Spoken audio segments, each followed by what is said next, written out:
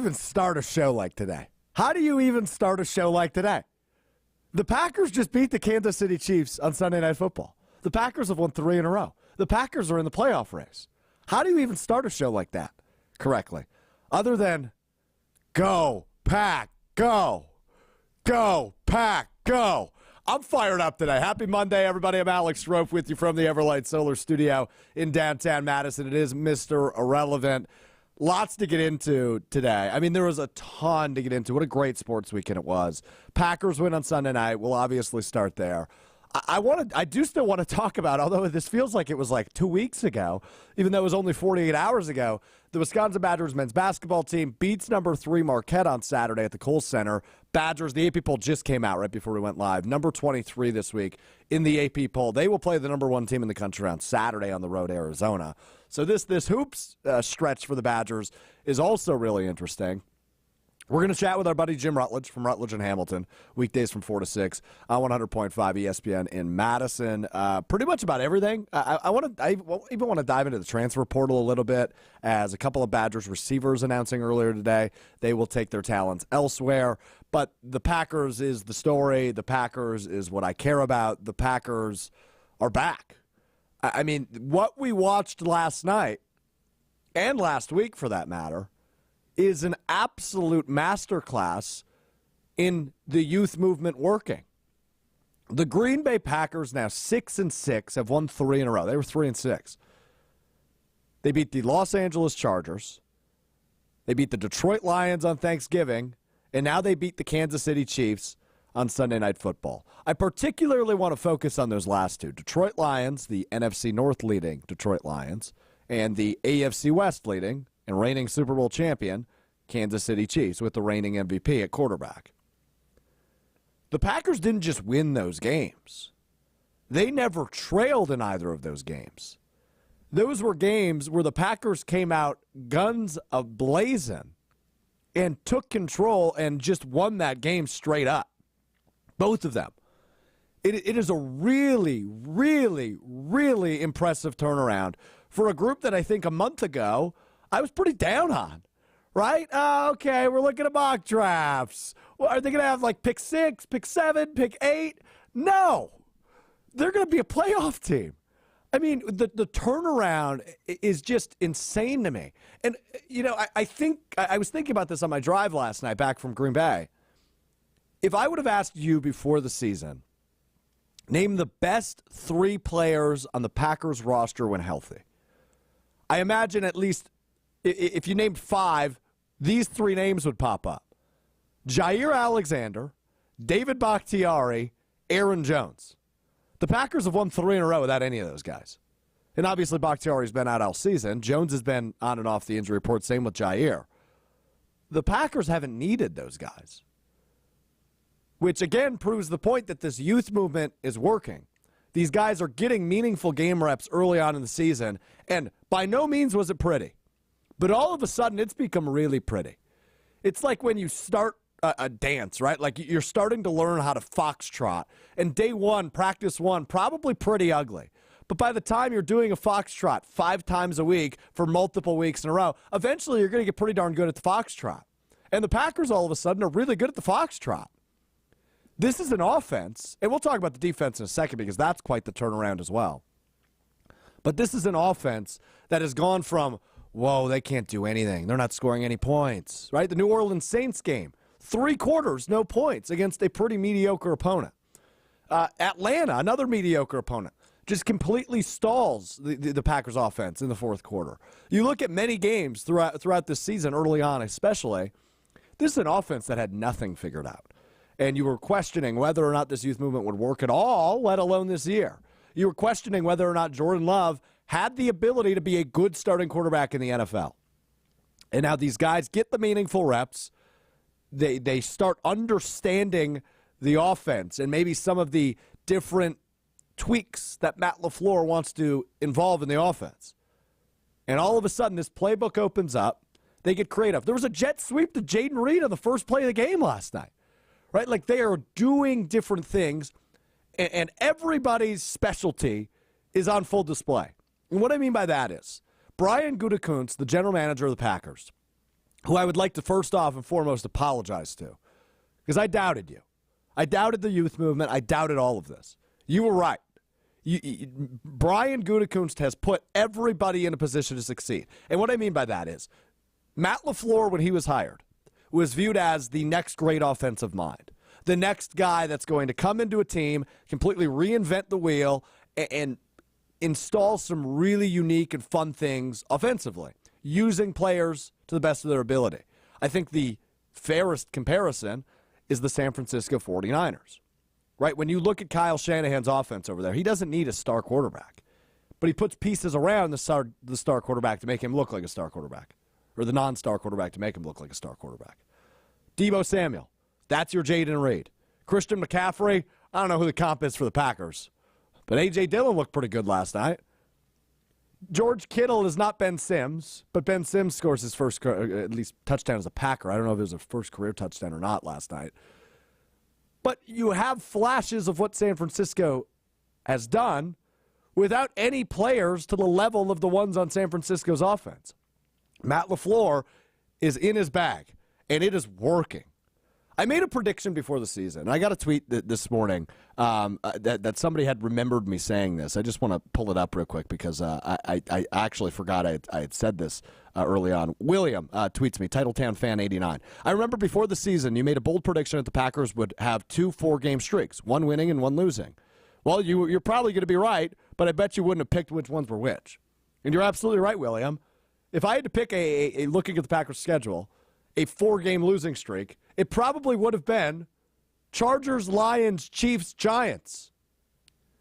The Packers were 3-0 in that stretch. I would have never expected them to be 3-0. But this is that old adage that you hear in sports all the time, peaking at the right time. This is a team that's figuring it out how to play their best football in November and December and hopefully into January. It's a really, really, really impressive turnaround. And the defense, by the way, before we get into Jordan Love and what he's been able to accomplish the last couple of weeks. Joe Barry, another prediction I made. We did the Bold-a-thon on Wilde and Tausch. I got laughed out of the building. I said I believe the Joe Barry hatred and criticism will turn into Joe Barry praise this year. I think he's going to find a way to make this offense finally click the way it should, given all the investment into it. And even without their best corner in Jair Alexander, and trading away probably their second best corner in Rasul Douglas, this defense is playing some of the best football in the entire NFL from a defensive perspective. Holding Patrick Mahomes and the Chiefs to 19 points is one hell of an accomplishment. And I understand it isn't the Chiefs' offense of the past. But when you're facing an offense where Travis Kelce still last night was running free on 3rd and 18, and you're holding them to 19 points, that's an impressive showing. Patrick Mahomes made more mistakes than Jordan Love. Lot of positives. All right, real quick on Love. Again, what a turnaround. Jordan Love started the season showing flashes that you knew he was capable of. You thought, okay, this is why they drafted him in the first round. This is why they traded up for him. This is why they wanted to develop him behind Aaron Rodgers. You saw that especially early, that Chicago game, week 1. And then you go through the streak of, questionable throws. He's underthrowing. He's turning the ball over. What happened? But now, over the course of this 3-game win streak, Jordan Love has turned the ball over a total of 0 times. He's thrown 8 touchdowns. I'm not sitting here and telling you to put the gold jacket on number 10. I'm not sitting here and telling you he is a top 5 quarterback in the league. But I will sit here and tell you, I think the Packers have their guy. I'm ready to say it. I think the Packers have their guy. Wearing number 10, it's Jordan Love. The poise, incredible. And we've been impressed by that since the get-go. Even with the bad games and the turnovers and the struggles he's gone through this season, the poise was always something really impressive. But now that they're opening up the playbook a little bit more and they're redesigning and getting a little bit more complex offensively, Jordan Love is handling that like a guy who's been there before. And he hasn't. He hasn't been there before. This is his first full season as a starter since he was, a junior in college at Utah State? This is a really, really, really impressive showing by Jordan Love. I'm ready to say it. I think the Green Bay Packers have their guy in Jordan Love, which makes me nervous that I'm saying that because he'll probably come out and lay an egg on Monday night against the Giants. But nonetheless, I'm pretty fired up about Jordan Love. He has looked really, really good. And not turning the ball over, right? Like, that's all you need. I don't need Aaron Rodgers level quarterback play, especially with when we tout Matt LaFleur's offense the way we do. You want a good quarterback. I don't know that a great, all-time great quarterback is necessary. And I'm not ready to call Jordan Love that, but I think he's a good quarterback. I think he's a good quarterback, and I think he will get better. I'm really, really fired up on Jordan Love, which, again, you look at the stretch of games, Chargers, Lions, Chiefs, I thought they'd go 1-2 at best. They're 3-0. I'm just completely 180'd from what I was a month ago. I thought this team was out. I was looking at mock drafts. I was ready to see who the quarterback of the future was. Maybe they'll draft Jaden Daniels, who the Badgers might see in their bowl game coming up. Like, I don't know what happened, but whatever happened is great. Playoffs. Packers are the 7th seed, which I guess that technically means Ryan Wollersheim producing the show today. Does that technically mean they control their own destiny now? If they are the 7th seed, they control their own destiny?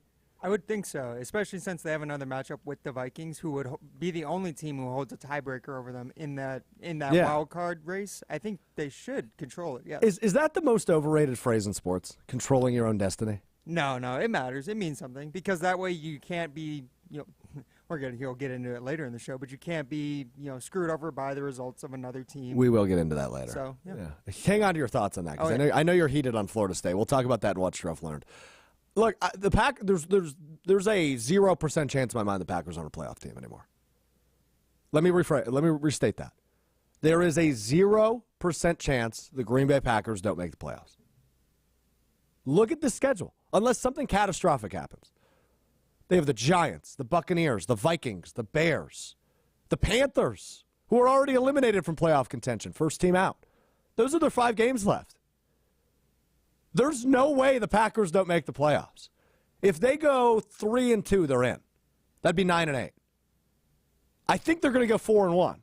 I don't know who they lose to. Maybe the Vikings, maybe the Bucs. But I think they go 4-1 in this stretch. They'll be 10-7, and they'll be the 6th seed. How awesome is that? For a team that was 3-6, I think they're going to be 10-7. I love turnaround stories, but I just don't remember one happening that was this quick, right? From a team we thought was probably a bad team in the NFL to all of a sudden being the 6th seed in the NFC.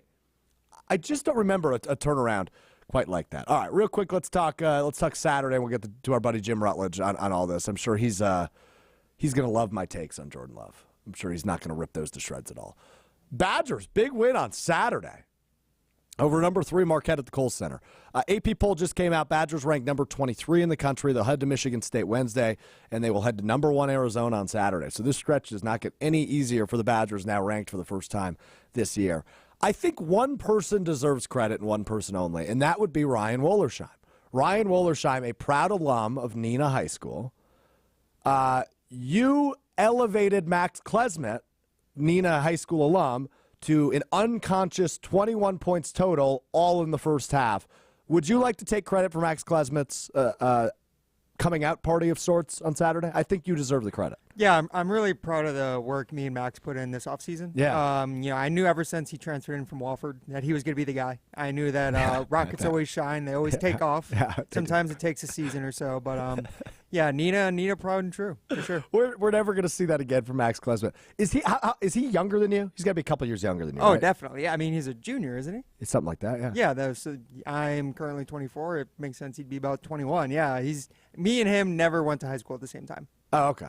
I thought maybe you did. So No. Okay, maybe I'm giving you too much credit, but I'm proud of the work you guys put in as well. We'll talk more about that with Jim Rutledge. We'll talk about the transfer portal for the Badgers with Jim Rutledge.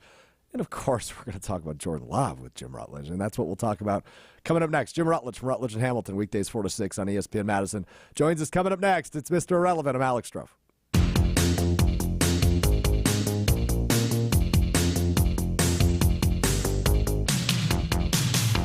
All right, as always, our featured conversation on Mr. Irrelevant brought to you by my friends at Door County Distillery, locally produced, handcrafted, and award-winning spirits made locally in beautiful Door County. Elevate your tailgate, your holiday gathering, whatever you got coming up with the folks at Door County Distillery, whether it's the award-winning whiskey, the cherry brandy for your old fashions, the rum, the gin, the vodka, whatever you need, they've got you covered. It's local, it's delicious, it's better than the next. Check them out, doorcountydistillery.com for the retailer nearest you, as well as a huge list of unique cocktail recipes, which are all delicious, by the way. And check out the Sippin' with Strouf series on the ESPN Madison YouTube page, where we make a bunch of those unique cocktail recipes. Maybe gives you some inspiration or an idea for whatever your next gathering is. Again, check out their website, DoorCountyDistillery.com. Locate that nearest retailer, get over there, and make your party better with the folks at Door County Distillery. All right, let's talk to Jim Rutledge.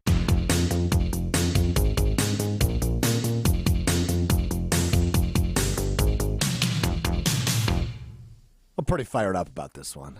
Joining us now, our good friend, Jim Rutledge from Rutledge and Hamilton, weekdays from 4 to 6 on ESPN Madison. Jimmy, you look good. It was good to see you outside of Lambeau Field last night, despite the fact you weren't wearing any green and gold. I know we'll get into it on Jordan Love, but I know you can agree with me on this. What a frickin' win for the Green Bay Packers last night. I did not see that coming.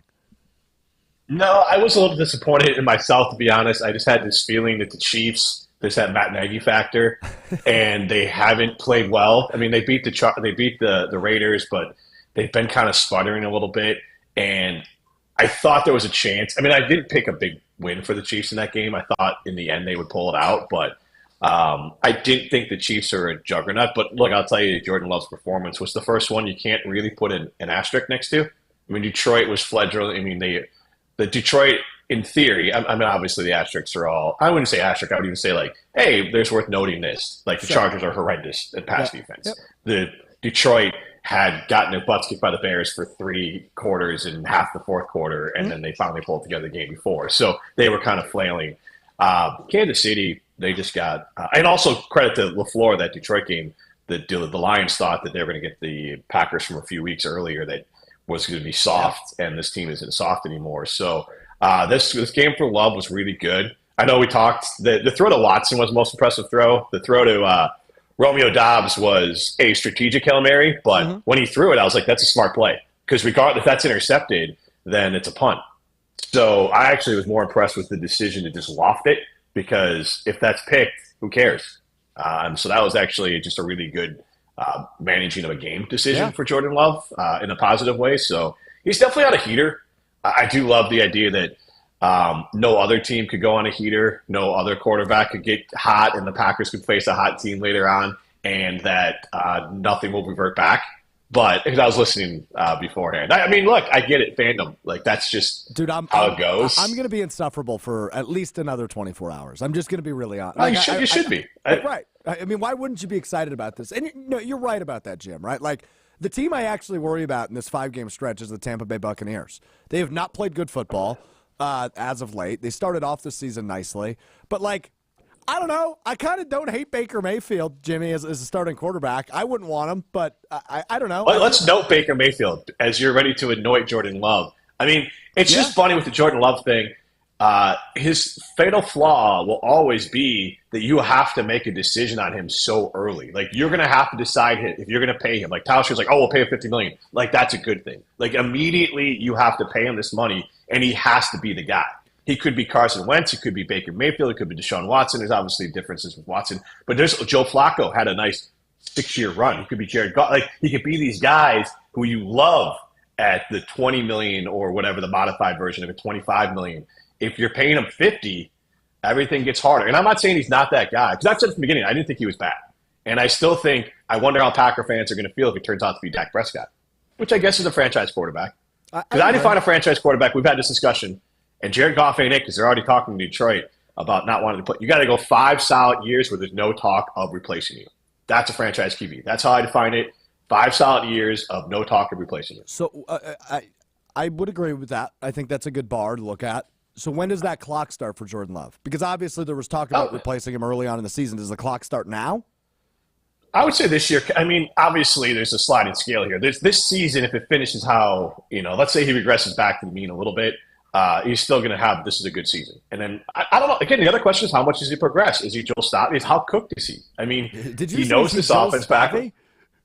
Well, because Joel Stabby, remember, Badger fans got frustrated with him because he got better in the margins. But he didn't make this big jump. If you look at Joel Stabby as a true freshman or a redshirt freshman starter, you're like, this guy's going to go. I just didn't expect that reference. And it makes sense, but he flattened out. And I don't know. And that's the whole thing. Like, everyone out there before, and I honestly don't know. but everyone's on me where I'm like, I don't think he's the next. And all I said was I don't think he's the next Aaron Rodgers, and I still maintain that, or Mahomes. Like I don't think he'll reach that tier. But look, Brock Purdy's out there. The number one passer in all of NFL for yards over 10 is Brock Purdy, and he runs this offense. And I will go back to my guy Joe Barry. This team succeeds if the defense succeeds. And so as long as that continues to happen, this team is designed. And Matt LaFleur deserves a lot of credit. Obviously, Jordan Love is making, 4 to 5 wow throws or really good throws a game. But then he's making a lot of which is not a knock on him. He's just able to sit back there, see the defense, make the rip and read it. Just let it. He sees it and lets it rip. And he doesn't have. That's good. He doesn't have to make plays. The quarterbacks that fail in this league are the ones that have to make plays all the time. So LaFleur deserves a lot of credit for this as well. But what I was getting with Love is that what we do know he had time to do, with other quarterbacks often don't. And Rodgers had this too, and Rodgers talked about it. Behind closed doors, with nobody watching, nobody scrutinizing, he was able to work out the mechanics specific for this offense, and run the exact same offense with the exact same language, with the exact same timing, all that. So that's all muscle memory and ready to go for Jordan Love, which is the way that most franchises should do it. Like most franchises look at the Packers and say, even if Jordan Love turns out to be Jared Goff or Dak Prescott, the fact that you hit the ground running with a guy this far in, the only negative for it is it should have happened a year ago. And maybe he wasn't ready, or maybe they want another year of Rodgers, but the only negative is that you're going to have to pay him immediately. That's still always going to be the red flag for him. That makes his success so much more important. Like he has to jump the curve because he's going to get paid like a fifth-year starter very quickly. Yeah, no, you're right about that. That is the tough part. But I want to go back to something you just said, because I think it is an important point.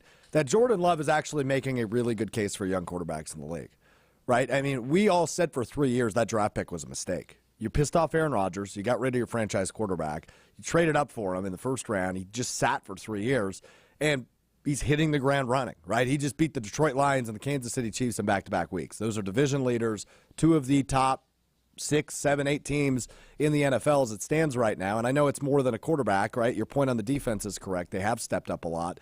And LaFleur has been just in his bag. Oh, dude, he's been great play calling. He has been terrific. And that was actually the thing I was most worried about. I do want to talk about LaFleur for a minute, because I think Can I give you a quick hot take before I forget? Yes, go ahead. I think Aaron Jones being out is the best thing for A.J. Dillon. I don't think they work well together. Because Dillon needs the ball to work up a lather, Ron Dane style, just wear these dudes up, wear them down. It's not a knock on either one of them. I just don't think they're complementary pieces. That A.J. Dillon isn't a guy that you can give the ball to 10 times. And Aaron Jones deserves to be out there. So I honestly think that when they're separate, they're actually better than they are combined. 18 for 73 on the ground, 1 catch for 14 yards. So just under 100 yards total for A.J. Dillon. He was like killing dudes out there. I swear to God, every time someone tackled him, someone got hurt. He's a beefy man. Those quads don't lie. Sorry, go ahead. I just didn't want to forget that take. No, you're good. So good, I made you cough. Yeah, so good. The other take on that, though, on the other side of the ball, would be Jair Alexander hasn't played. They traded Rasul Douglas, and this defense looks better and more energized, especially in the back end, than they did with an all-pro guy like Jair Alexander and a guy who was formerly an all-pro in Rasul Douglas. So I don't know what the hell's happening.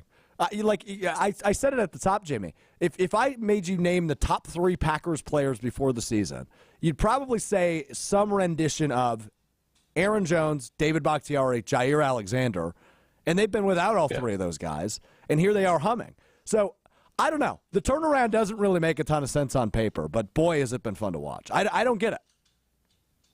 Well, and you're right. It doesn't make a lot of sense. I do think this is a great coach by LaFleur. I think he's really – this is the other flip now. Here's the other interesting part is now they have pressure. Because if they miss the playoffs, it's an F. Like, they screwed it up. Yeah, you're right. And so now they have pressure. Chiefs, house money. Detroit, house money. Every game going forward, don't screw it up. It ain't so now they have – like, they can't do the – remember the Badgers. I'm going to tie everything I say today to the Badgers. Yeah, but Barry Alvarez would always get – he loved being the underdog. It's so much easier to be the underdog with no pressure. Mm-hmm. And I'm not saying that the players are going to fall apart, but they've been able to rally around. Nobody believes in us. We're going to they did it last year. Like LaFleur knows how to do that. Like he got everyone riled up. Those guys were playing. Now the problem is last year, everyone, same time. Nobody wants to face this team in the playoffs. Well, except for Detroit at the end of the season, they had no problem ending their season. So at some point you run out of gas. Yeah.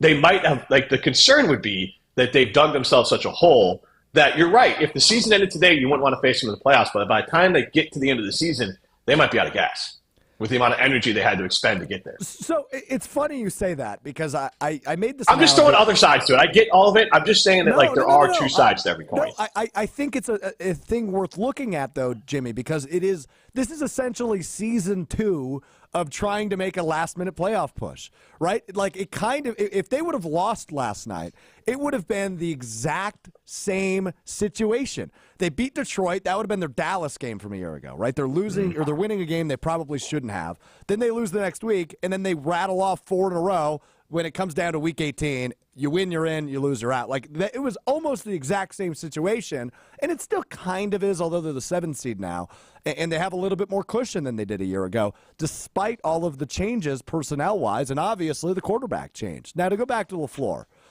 he has been in his bag. I mean, when he was hired, he was thought of as the next great offensive mind head coach. Young guy, comes from the Shanahan tree, like really good offensive mind.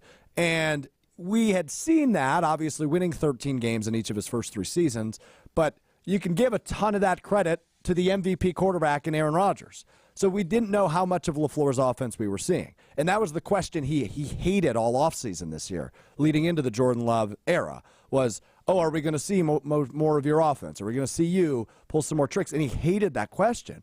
But I loved it. Because that's what we're seeing. We're seeing jet sweeps to Jaden Reed on the first play from scrimmage for the Packers offense yesterday.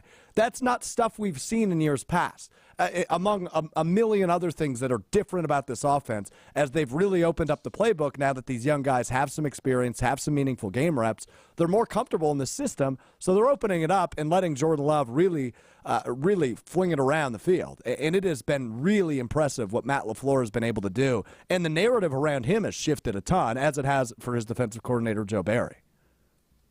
So it's funny, and you say flinging around the field, and I was at the game yesterday, and again, I mean it's a compliment. There was 3. There was 2 wild throws. Again, the Dobbs one was more of a smart decision, but the rest was just on time, good quarterback play. I mean, the play made to Watson for the first touchdown, that was all Christian Watson. That ball was actually a little wobbly. It wasn't, but Watson cut to a wide open part of the field, and obviously Jordan Love made the play. So I'm not knocking Jordan Love, but like the key for Jordan Love is he doesn't have to be extraordinary, but maybe 3-4 times a game. And I think that's where he's excelling. The offensive line, and I think this is a lot with LaFleur's play calling, I think defenses are on their heels, so it sets the offensive line up for better success because the defense doesn't know when to go, where the ball's going, so their eyes are going everywhere, so that gives Jordan Love more time. And there were a few times where the blitz got home, and Jordan Love made some dicey throws that, when luck doesn't go your way, those are picked or flipped or fumbled or whatever. There was a few throws there, kind of sidearm throws. I think there was 2 or 3 of those where it's like, man, right now everything's going good, and that ball just floats off into nothing. But next time it could just get tipped into the air or it could go sideways. So I would say that Jordan Love is definitely playing really good football. I also think it reminds me, you've all seen it, basketball, football, whatever. You find these teams where they're really believing their own press clippings in a very good way.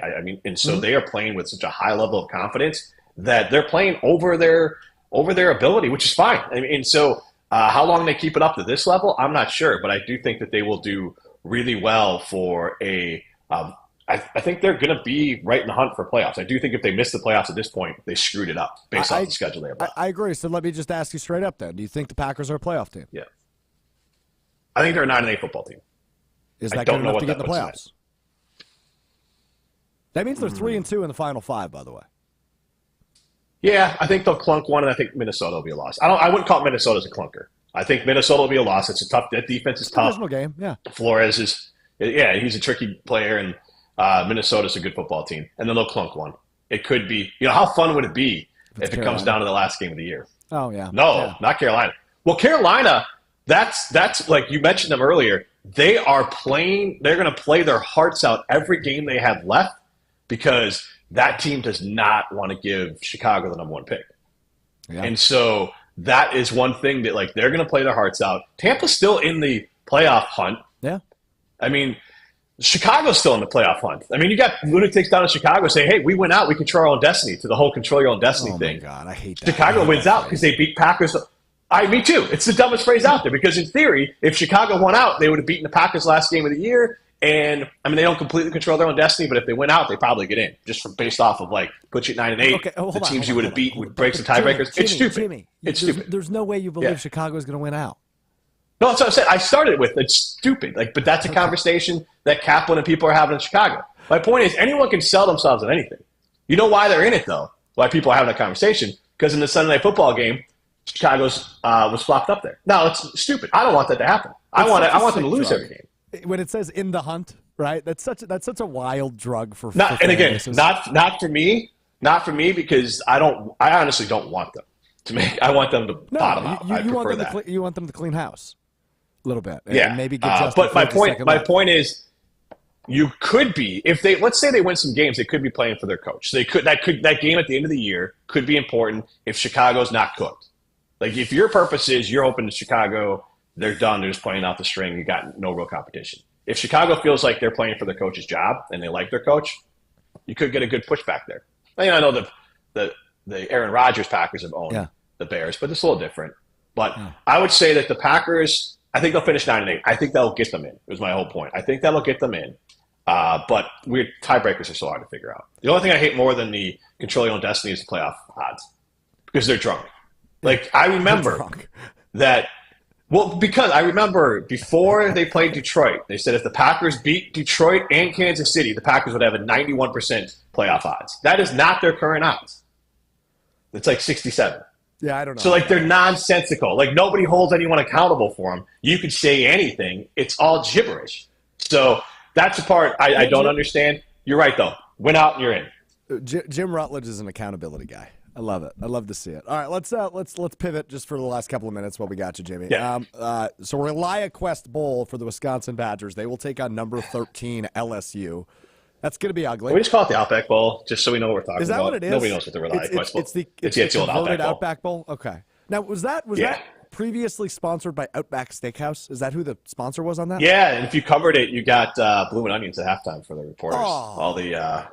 All the chunky reporters love that. So I'm not even chunky, and I would love that. If I go to Tampa, you're telling me I won't get a Blue and Onion now?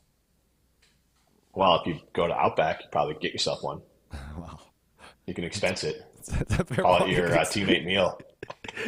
You can expense it. Yeah, great. Blue and Onion for me in Tampa, Florida on New Year's Day. But I mean, whatever. They're going to get smoked, I think, in the Relia Quest Bowl. Not really what I wanted to talk about. Mike Brown, the wide receivers coach, gets hired by Notre Dame. Now, Chimere Dike, Skylar Bell, Keontez Lewis, who was already in the portal, just officially submitted the paperwork today. All out of Wisconsin, all three wide receivers. You think this is the coaching change, another coaching change for these guys? Is it just they're not getting the reps, they don't like the offense? Like, what do you think about these three? The one that specifically caught me off guard was Chimere Dike. So I would say the Braylon Allen one, I think that he wanted the ball more. And look, Fickle said that Braylon was pretty clear that he wanted to go pro. And I think his coaching staff knew Braylon wanted to go pro. Maybe they didn't love that part of his openness of like, I'm going to go pro. So that I think was, specific to the coaching staff and somewhat, but mainly that Braylon, I think it's the coaching, the play calling. And I think Chimere's similar. Who was the number one receiver for the Badgers last year? I mean, like when you watch the games. Are you talking? Will Paul. Yeah. I'm saying like when you watch the game, like that was their guy. When they needed yardage, Will got the ball. Yep. And that's what this offense, what did Phil Longo said? You love the quote of like the only thing he loves more than his the only thing he loves a little bit less than his family is slot wide receivers. Yep. Yeah. So Chimere Dike is not that. I wish Chimere well. I don't know. I mean, I don't know where he's going. I don't either. Like as far as like he could go to like Indiana, another Big Ten type school, but and that's I'm not trying to rip him. I'm just saying that like I wish he would have stayed for his own sake. I just don't think that. I think he wanted to be the focus of this offense, and that position is not going to be focused of this offense. And the Badgers, and this is not on Chimere, they played – how many games did they play without him being healthy at least? Maybe he missed a few games, but he also wasn't healthy for a good chunk of them. Yeah, so like 3 or 4. I don't think this is a big loss. Even off the field, and again, I'm not ripping the kid. I'm just saying that also there's going to be so when Chimere was voted captain to how many new players are here, I feel like there's going to be 40% roster turnover that people aren't going to be like, where's Chimere? And it's not a knock on him. They're not going to say, where's Braylon or Hunter Wohler if he goes. So, like, Yeah, so I that's all I'm saying on that part of it. No, I think that's fair. The Skylar Bell part of it is interesting because I think that's a guy that we anticipated would take a big step this year, and obviously just didn't play a ton. So I think he got passed by Will, and yeah, that was it. I mean, I agree. And it's not like it's them. It's just there's so many kids in the portal, and I think it was Chris Orr said to us, the portal really should be for players like Chimray that maybe he could go somewhere and play, so it's like fifth year seniors. Or maybe like someone in a coaching change or an offensive scheme change. Yeah. And I guess maybe these guys fit into it. But I'm more worried, like, not that they're not good. I'm just more worried about the kids because the portal is full of kids who went into the portal and aren't playing football anymore. Yeah, no, the portal is really dangerous. And they're going to have to do something about it in the course of the next year or two. Because you're right. Like, I think I saw a stat recently. And this is what I miss doing the Pat Richter show with our buddy Pat Richter, because we would talk about NIL and transfer portal every week, and I'd have the stats. But like I think it's like 46% of players either end up going like lower divisions or nowhere at all. It's like a 50-50 shot that you're going to get a good offer if you enter the portal. And I think for sure Chimray and Skylar Bell will both have opportunities. I don't know about Keontez Lewis. We'll see. I'm sure he'll end up somewhere, but. That's interesting to see. All right, last thing for you, Jimmy. Are you all in on college hoops now that the Badgers top number 3 Marquette? They're ranked number 23. They play the number 1 team in the country this Saturday. You got to be all in on your favorite. You're a huge college hoops guy. No sarcasm in my voice whatsoever. Like I said, like it's weird. The Badgers are weird to me because I like the Badgers as like a thought, but like Marquette is more fun to watch play basketball. Well, you know, I mean, like. But then I watch them play basketball, and they play college basketball. And Max Busman's a fun little story. And I literally, in a text message, jokingly said, like, oh, Max Busman will go off. But what did I text you at halftime? I'm like, I bet you Klesman doesn't score another point. Yeah, and you were right. Yeah. And so it's kind of more of like, I don't like the try-hard story of it. Like, the Badgers are a very veteran team. Badger fans, we better be careful because the talk about, hey, what happens in March? Badgers haven't done anything in March in a long time. Hey, what are you talking about, dude? They made it to the NIT semifinals last year. Come on. So if I'm going to bet money, and if I was betting money on someone making more noise in March this year, I'd still bet on Marquette. So, like, just be careful on it. You got the win, you got the own on it, but the trash talking was a little funny to me. Marquette just didn't realize what they're walking into, which is a really well-coached team that really knows how to run a system. And Cole Center got behind the players and they hit their shots, and it was a really fun game. I thought Marquette was going to take it away from them, but you know my thing. I like FAU. I like the way they play, and like they got. You think I'd like if the Badgers played more like FAU, I'd like it more because I know all the players and they all came back. But I don't know, man. I just watch college basketball and it's fine. I'll give you this. There's a lot of energy to it. It's just the actual play. Yeah, it's not great. I won't argue with that. I mean, I don't agree with it. I won't argue with it. I'm a huge college basketball fan, as you know, so I love it, man. And I loved what I saw on Saturday. Great energy at the Kohl Center. Loudest that building's been probably since they beat number 1 Purdue a couple of years ago. What are your thoughts on storming the court in a rivalry game that the Badgers have predominantly owned? But you beat the number 3 team in the country. Do you give a thumbs up for storming the court on Saturday? Real quick question back to you. I honestly, as soon as the Badgers won that game, I looked at the next 2 games. I'm like, they could lose the next 2. Like, I can't figure this team out. They might. Yeah, because Michigan State and Purdue. Yeah, well, we talked to Myron Metcalf. So they make you right back out of the top 25. Yeah, we talked to Myron Metcalf, who does a great job covering college hoops for ESPN on our Saturday tip-off show prior to the game.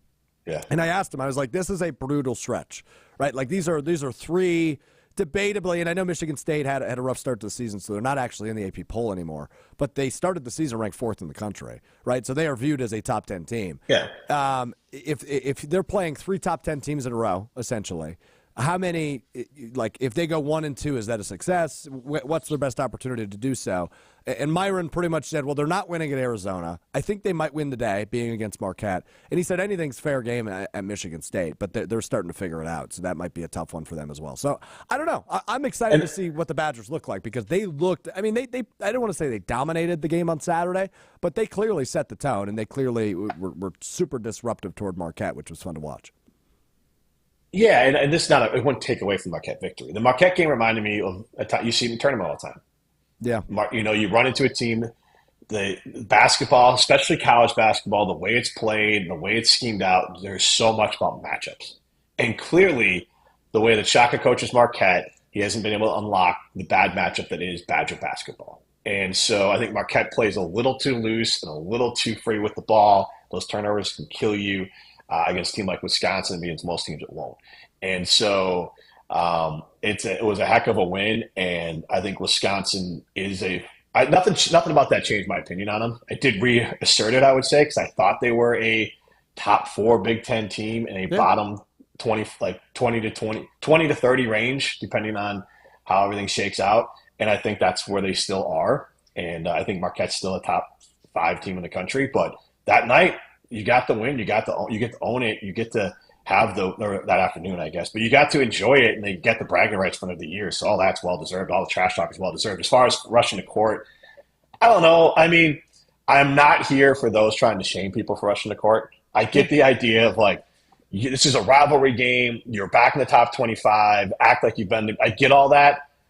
But you know what we forget? It's 19 is that those college kids – right. And they weren't there. Like, that's the thing. And let's be honest, Badger basketball on a whole it's not been Badger basketball. I mean, Badger basketball to what we think that we're above storming the court over beating a top 5 team was what? Probably when Gosser, Frank, and all those guys were there. 10 years ago. Maybe that one – yeah. So – That's the last time the Badgers, I think, can hold their nose up at the idea of rushing the court for the students, because the students, it's a cycle.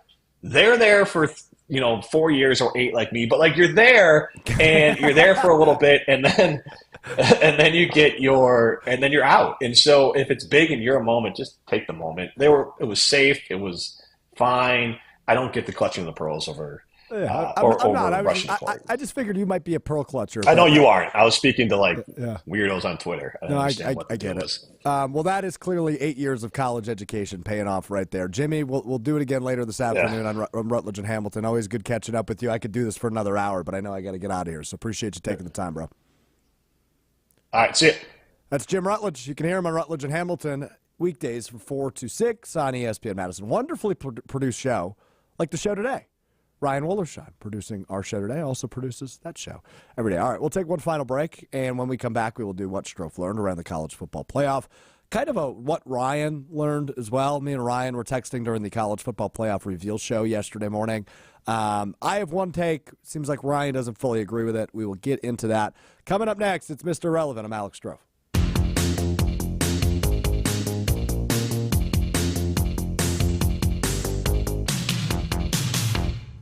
The bowl game in the books, a bunch of people announcing they're either headed to the NFL draft or the transfer portal for the Wisconsin Badgers as they prepare for LSU in the ReliaQuest Bowl. We'll break it down this Thursday with former Badger Derek Engler. It's the Great Dane Huddle live from the Great Dane Pub and Brewing Company on the east side of Madison. We're going to go all Badgers, I think. We'll talk a little bit about the Packers, but obviously a lot of reaction happening to them over the course of the next couple of days. So come Thursday, we're talking ReliaQuest Bowl, we're talking transfer portal. We'll get into all of that from 6 to 7 on 100.5 ESPN Madison, as well as wherever you get your podcast. Just search Great Dane Huddle. That's coming up Thursday from the Great Dane Pub and Brewing Company on the east side of Madison.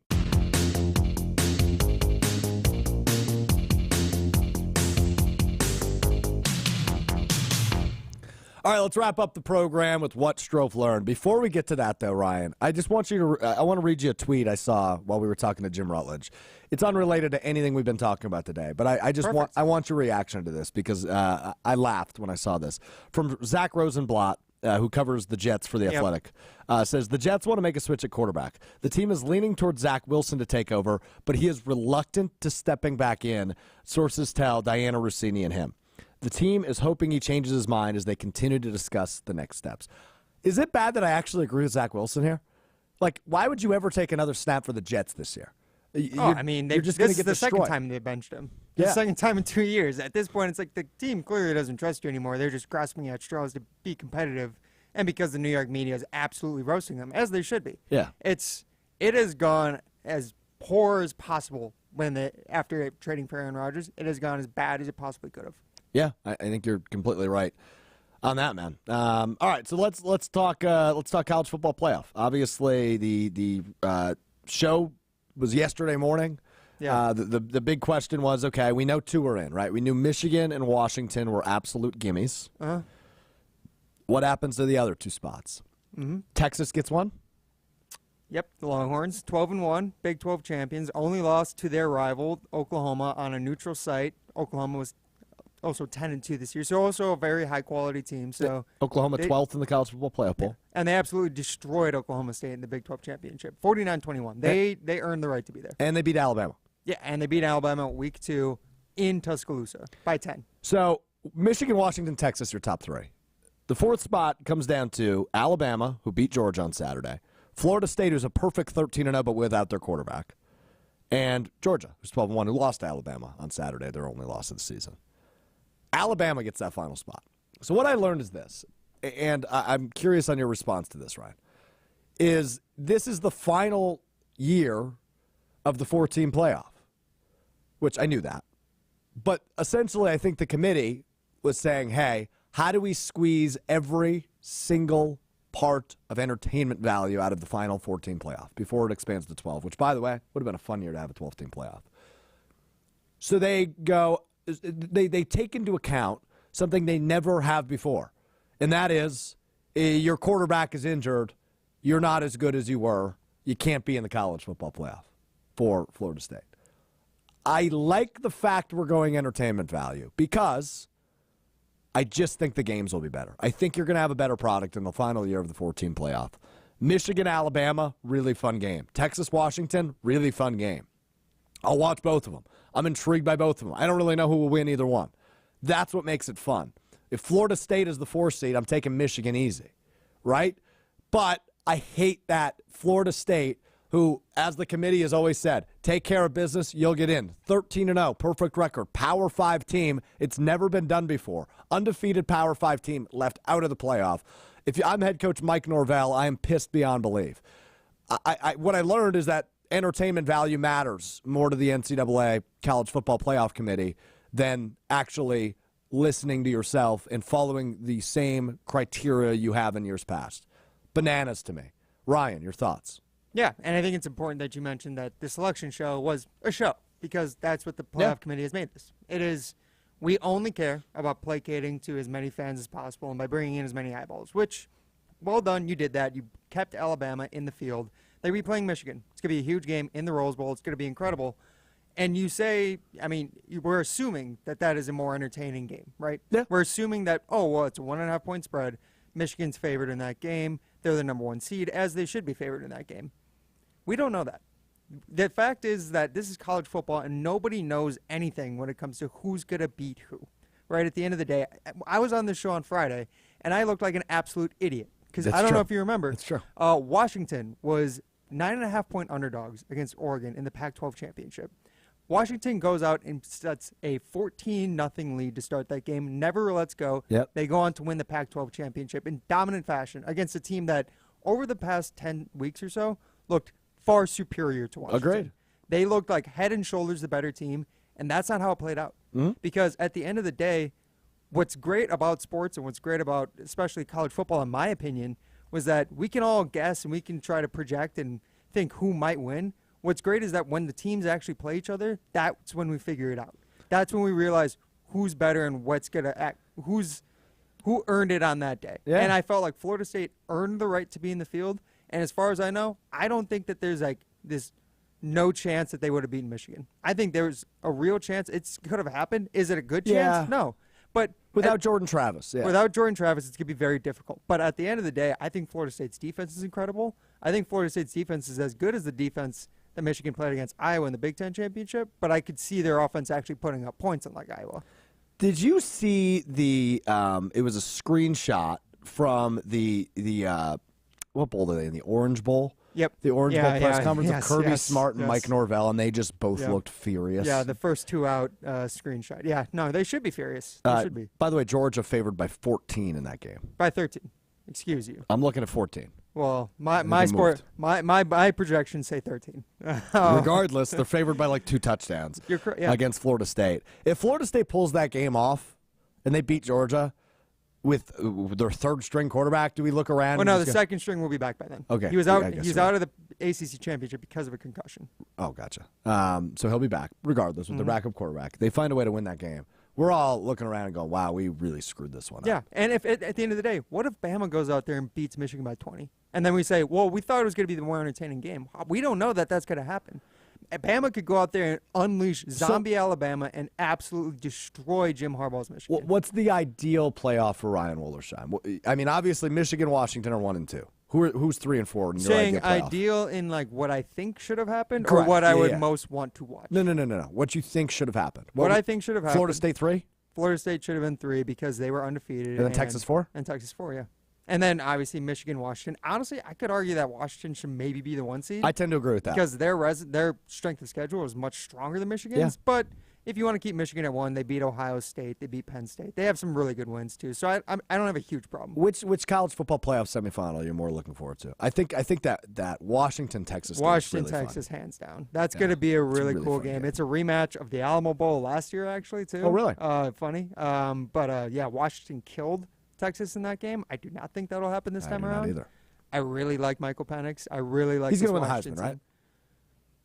Probably. Jaden Daniels at LSU. We were talking about the Badgers. They play LSU in the ReliaQuest Bowl. They better hope Jaden Daniels is not playing. I don't think he's going to play. Because if he does, it's going to be 4 touchdowns. How does that matchup happen? How does LSU, who's ranked 13th in the country, pull the Badgers? Well, because all those bowl games, the former Outback Bowl, like you said, it used to be that the teams that would play would always be an SEC Big Ten team, and it still is. Actually, it's funny because it used to be that if the SEC team won, everybody across America gets free bloomin' onions, and if the Big Ten team wins, then everyone across America gets free like jumbo shrimp. I don't know if you remember that. I don't. The Outback Bowl. I don't know that I've ever been to an Outback Steakhouse. Really? Yeah, I don't think I have. It's pretty quality. But anyways, I went there before homecoming my junior year of high school. Of course you did. But it's because those matchups are always based off conferences. And when you look at it, Iowa was in the other Florida Bowl, the Citrus Bowl. Yep. And then Michigan's going to the college football playoff.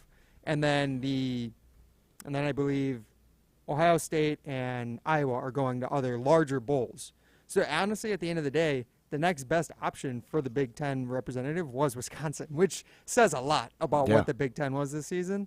Theoretically, you could say that Northwestern should have gone ahead of them because Northwestern beat them head-to-head. Correct. But at the end of the day, it's all a show, and they wanted to get the most eyeballs possible. Wisconsin's going to attract more eyeballs than Northwestern. Yeah, they're going to attract more fans to Tampa as well. So you're right about that. All right, that's what I learned. That is the weekend in sports and review. This is a really long episode, which we were talking in one of the breaks there, Ryan. I don't know how we made this I'm surprised we're getting out of here this early. But Packers beat the Chiefs. Badgers meet number 3 Marquette. You have the college football playoff released. You had championship weekend. I mean, it was just a stacked weekend in sports. Wisconsin.